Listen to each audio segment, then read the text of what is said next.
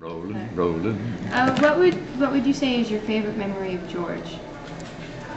Having dinner at his house one evening, Could you tell me and about then taking the Maserati for a spin that? Ooh, what was that like? through the English countryside at night. It was scary as hell. 'Cause I've never been in a car going that fast on these little winding English roads. Was he a crazy driver? No, I'm sure he was quite safe. I just never been on a little winding English road at night in a Maserati with George Harrison showing me what it'll do. Oh, what it'll do? Yeah. Does it clean up good? Because I'm making a mess. And what year was that, would you say, that you can recall? 66 or 7, I think it was 66. Did you go there often, or were you close with him? No, I think we made 2 or 3 trips, but every time we go over, we get together, meet him. The first trip, I just accidentally met John Lennon and Paul McCartney. I think it was one of our first nights in London. I was at a private club, and they showed up. We took them back to the house. We spent the night. Now, who's we? We what? Who you and who else was with you? Cass and John, and I think Michelle didn't come. I think she stayed. She and John were having troubles because of me, but we were there. She couldn't come. No, she didn't come till later. Pregnant, very pregnant, when Cass was arrested that time. Cass got busted. For what? For checking out of a hotel and not paying the bill and stealing a blanket. Now, She didn't do any of that. She gave £900 to her boyfriend to go down and pay the hotel bill. Cash.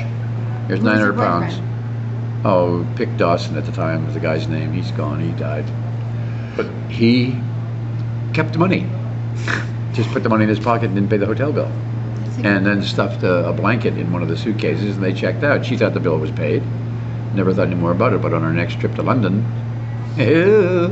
Scotland Yard was waiting in Southampton when we got off to France, the SS France we took over. What would you have to say about George? Do you have any fun memories of him? Like, how many times did you meet? Were you friends? I just told you, asked me about George. I said I was driving in his Maserati. John. Sorry, John. As I said, well, Lennon was the guy that I met first. With Paul, right? Paul wasn't there. Paul was still at the studio. Oh. He stayed at the studio a lot, apparently. Really? Everybody else is like, enough, we're getting out of here. He stayed at the studio and do stuff. He and George Martin would do. What was John like? He was John Lennon. What does that mean? Well, I was sitting in the booth and he was just looking at me. Yeah. Like he recognized me from the group. Really? I didn't know him. Yeah, Did you feel special about that? No, I was sitting in a private club. I didn't know anybody. I was having a drink. And he came over and sat in the next booth. What about Ringo? You ever meet Ringo? Yeah, I think it was at the Peppermint Lounge in New York, I think, one night we were out. Ringo, I believe. But Lennon came into this club and he was looking over. I mean, he looked over. I know you.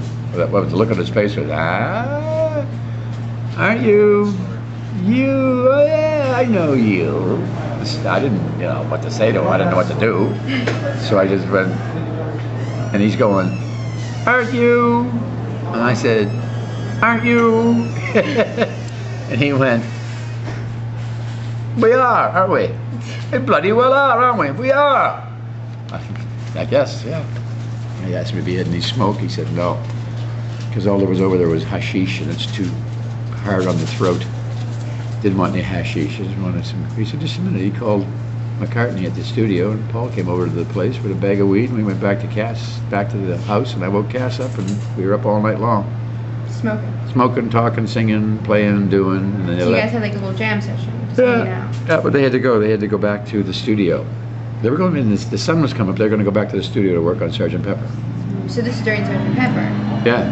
Wow. Now, were you at the performance by Jimi Hendrix when he covered Sgt. Pepper the week after it came out? No. Okay, just a lot of people were there. Did you meet anyone such as like Brian Jones and the Rolling Stones or any? In L.A., yeah. Did you meet Brian? Oh, was it L.A. or New York? L.A. No, I think Brian was gone by then. I met him very briefly in L.A. at a party full of thousands of people, but Mick and Keith and the guys would Not Charlie and the bass player so much, but Mick and Keith would show up at the studio. They want to know where places in Mexico. Really? Where there are places in Mexico to go, you know? Why? They don't want to go to Tijuana. We want to go, well, just to go to vacation. Go hang out. Yeah. We say, go to Mazatlan. It's easy. Now, how did you feel? What were you doing when you heard that John has passed away? I was living in New Jersey. I was just across the river. Oh, I remember the night. I was just sitting there watching the tube. And what was your feeling with your first shock? Well, mainly it was about who would shoot him? Who would do that? What was that all about? Not so much that he was shot, but who the fuck would do that? What was that all about? I mean, someone obviously not right in the brain, you know, or somebody that wanted a piece of some whack fucking nut job, obviously. Yeah. Turns out it was. Yeah. I did. Now, what about George when he passed away? Oh, it's sad when anybody passes away, doesn't it? You know. Where were you at the time? I was living here, living in Mississauga. Mississauga. Yeah. Is that where you currently live now? Mm-hmm. Mr. and Mississauga. Now, when you met George and were hanging out with him a couple of times, was he a spiritual person from what you remember? Just quiet. He was quiet. Yeah, he didn't expound on anything, because everybody else was yapping and talking too much. He said, you know, at least what I got from him was that let them go, let them talk.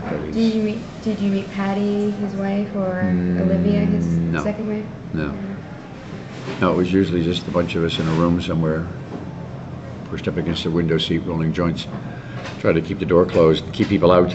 Towels under the door. Yeah. As the Beatles as a whole, do you think what have they done to the whole world? I mean, this is years later, and there's Beatlemania still going on, and all these little kids, like that little boy that was in here, is like 10 Well, years old. it's just that body of work has held up for 40 years. What did they do? Something unique. I mean, they took North American music and turned around and sent it back repackaged. Now, who would you say some of your favorite musicians from the 60s, like Donovan or some like those type of people? Anyone else? Not anybody in particular. It was just the time.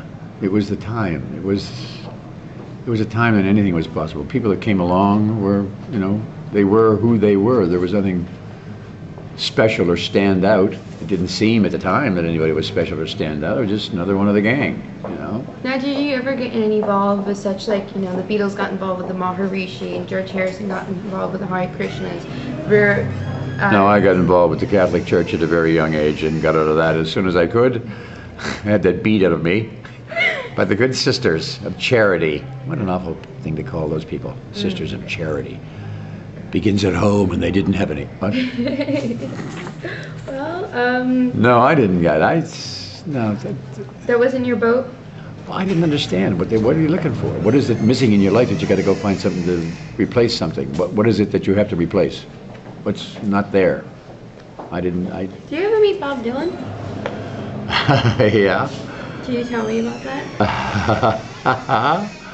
Yeah, myself and the other two guys from Halifax got to New York in 1961, I guess it was. Yeah, late 61, 62. And we were sitting in a place called The Dugout on Bleecker Street after working the coffee houses, singing for baskets, handouts. They'd sing and do a set and pass the hat. I'm sorry, but was Richie Havens there at all? Oh yeah, everybody was playing in the village. Okay. Richie Havens was up around the corner at the Cafe Wah. Yeah. And we'd play the Cafe Raffio on Bleecker Street and then pass the hat and then go up to the dugout and have a burger and a beer. And you'd be sitting there and this apparition would come through the door with a big old army surplus greatcoat that was too big for him, down to the ground, dragging behind him like Dopey from the Seven Dwarfs, with a watch cap on, and a big scarf, and gloves with no fingers, and army gloves with no fingers in them, and a big satchel over his shoulder. And he'd just go to tables in the bar and take out sheets of paper and put it down. And you pick up the sheet of paper, how many roads must a man walk down before you call him a man? Road. The answer, my friend, is blowing in the wind.